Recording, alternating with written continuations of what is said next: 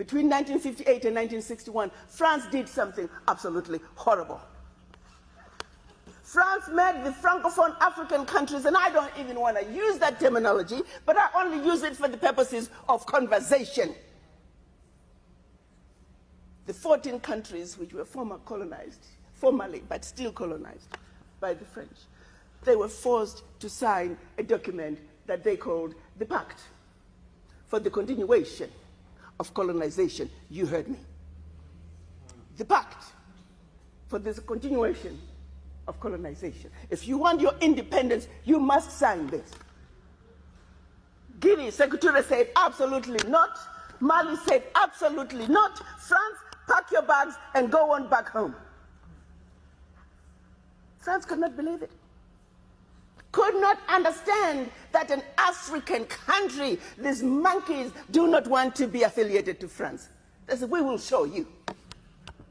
So history tells us France went into those two countries, took everything that they thought they had brought to those two countries, including the last teaspoon and chair, proceeded to pour concrete into the sewage pipes, completely devastating the two economies.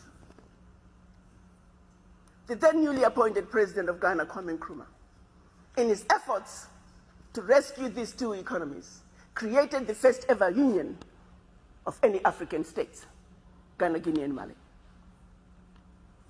But what that did was it made the other African countries realize that if they go against France, this was the fate that was waiting them. So what did they do? Where's the page? And they signed. What did the pact say? One. The pact said, you monkeys, you don't know how to manage your money. So you shall deposit 85% of your bank reserves with the French Central Bank under the control of the French Minister of Finance.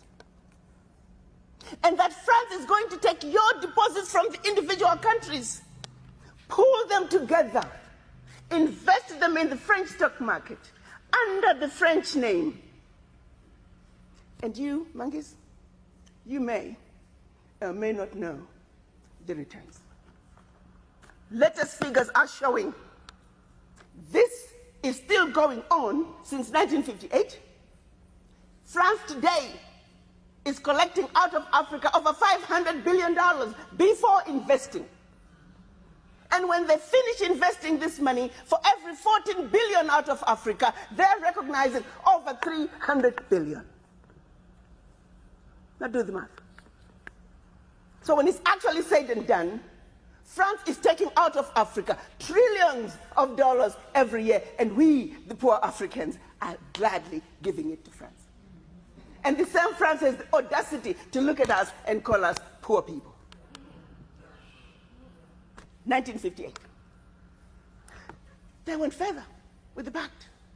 You see, we will also print your own money. We will print your money for you. They instituted what they were calling the CFA, special currency for the African countries, and that only France can print that money for you. They went on to say all the contracts, large contracts, public and private, French companies have the first right of refusal. All your minerals discovered, yet to be discovered, France has the first right of refusal. Now, my brothers and sisters, if one of you was to wake up one morning and you're president of one of those countries, and your chief of staff walks in first day and starts reading you out the do's and don'ts as stipulated by the Pact for the Continuation of Colonization, what power do you have? None.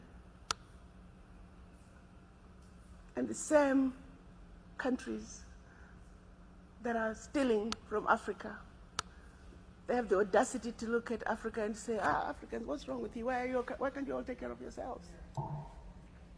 Well, let's start by leaving our $500 billion on the continent. But what they do instead, they want to throw you with a smoke screen. Your African leaders are corrupt. Well, you know, I gave you that. I mean, not all African leaders are corrupt. Africa is a family. No family is complete without crazy Aunt Sally and crazy Uncle Tom. Nobody's perfect. Okay, fine, so I'll give you that. Their own figures are saying 50 billion is getting out of Africa from corruption. Fine, I give you that.